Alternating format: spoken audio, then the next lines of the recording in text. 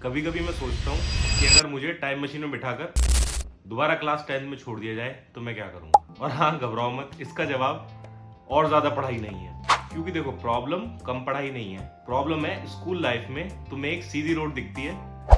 9th class में थे, 10th में आए, बोर्ड्स दिए, 12th में आए, लेकिन जब तुम स्कूल से बाहर निकलते हो, जब तुम्हें रियलिटी हिट करती है कि अब क्या करें, और उस टाइम पे तुम स्टक फील करते हो। क्योंकि स्कूल के बाद ऐसा नहीं है, कॉलेज, डिग्री, जॉब और फिर लाइफ सेट। तो हम ऐसा कह सकते हैं, रास्ते हजारों हैं, मंजिल का किसी का नहीं पता। क्योंकि रास्ते से नहीं दिखने वाली मंजिल क्या है। जब तुम उस कैरियर ऑप्शन पे चल दोगे, उसके बाद रियलाइज होगा तुम्हें क्या है उसके आगे।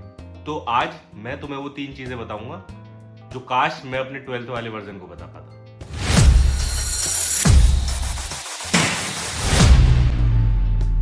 कैरियर का डिसीजन कभी भी सिर्फ मार्क्स देखकर मत कर लेना।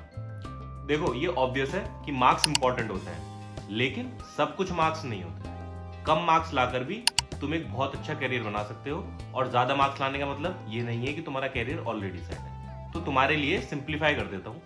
पहला, मुझे किस टाइप का काम पसंद है। दूसरा, मैं जेन्युइनली किस काम में इंटरेस्टेड रहता हूँ। नेचुरली कौन सा काम तुम बेहतर कर पाते हो, या फिर तुम बहुत जल्दी सीख लेते हो किस काम को। तीसरा पॉइंट, ये सबसे जरूरी है, उस फील्ड में एक्चुअली अपॉर्चुनिटीज कितनी है, क्योंकि यही मैटर करेगा आगे तुम्हें क्या मिलने वाला है। सबसे बढ़िया कैरियर एडवाइस दूं तो सुनो सबकी, गाइडेंस सबसे लेना, लेकिन करना अपने दिल की। क्योंकि कैरियर तुम्हारा है, कोई ग्रुप प्रोजेक्ट नहीं है जो तुम्हें सबका इनपुट यूज ही करना है। अब चलते हैं हमारी दूसरी एडवाइस की तरफ। बैकअप ऑप्शन जरूर रखना।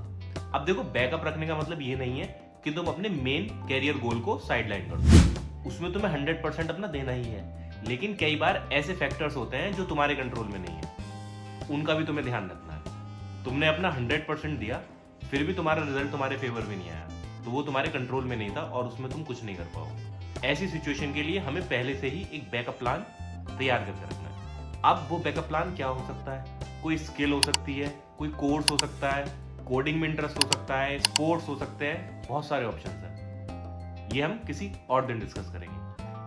लेकिन एक बैकअप ऑप्शन जरूर रखना है। कुछ भी रखो, बट रखो। तीसरा, पैसा और पैशन। हाँ जी, पैसा और passion goes hand in hand. बचपन से सुनते आ रहे हो, hard work is the key to success. लेकिन भाई, जेन जी जमाना है, थोड़ा अपडेट कर लो इसको। ये कोड भी आउटडेटेड है। तुम पैशनेट नहीं हो अगर किसी काम के लिए, तो तुम उसमें हार्डवर्क कर ही नहीं सकते। कुछ टाइम कर लोगे, टेम्परेरी, साल, 2 साल, 3 साल, लेकिन पूरी लाइफ तुम उस वर्क में अपना पूरा 100% नहीं दे सकते। क्यों? क्योंकि तुम पैशनेट नहीं हो उसमें, तुम्हें इंटरेस्ट ही नहीं है उसमें। तो इसलिए जितनी जल्दी अपना पैशन डिसाइड कर लोगे या फिर अपना पैशन आइडेंटिफाई कर लोगे, उतनी जल्दी अपने कैरियर गोल के नजदीक पहुंच जाओगे। और नहीं तो जो वो हजारों रास्ते बताए हैं ना, उनमें से किसी पे भटकते रहोगे और आधे रास्ते बाद वापस आने की सोचोगे। इसीलिए स्टार्टिंग लाइन से ही तुम्हें अपना गोल एकदम क्रिस्टल क्लियर होना चाहिए। चाहे वो छोटा हो, बड़ा हो, हार्ड हो, इजी हो, मैटर नहीं करता। मैटर क्या करता है कि तुम्हें पता है तुम्हें जाना किस तरफ है। तो अगर आज मैं 12th में होता तो क्या होता? तो भी कुछ नहीं होता। मैं भी तुम्हारी तरह ही चीजें फिगर आउट कर रहा होता कि मुझे करना क्या है। लेकिन इतना जरूर है कि परफेक्ट कैरियर प्लान बनाने के पीछे नहीं भागता। ये इन 3 चीजों का जरूर ध्यान रखना। क्योंकि देखो, अब जो मार्क्स तुम्हारे आए हैं 12th में, वो तो आ चुके हैं।